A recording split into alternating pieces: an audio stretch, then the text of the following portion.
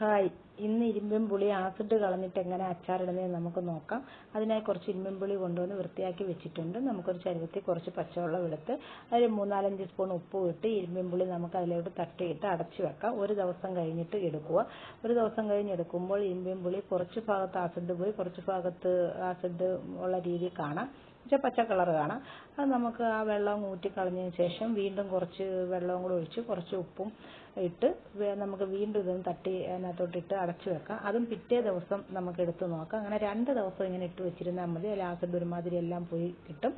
അതിനുശേഷം നമുക്ക് ഇഷ്ടാനുസരണം അരിഞ്ഞ് നമുക്കതിനകത്ത് അച്ചാറിനുള്ള രീതിയിലുള്ള സാധനങ്ങൾ ചേർക്കാം. മഞ്ഞൾപ്പൊടി, മുളക് പൊടി, ഉലുവാപ്പൊടി, ഉപ്പ്, കായം എന്നിവ ചേർത്ത് യോജിപ്പിക്കുക.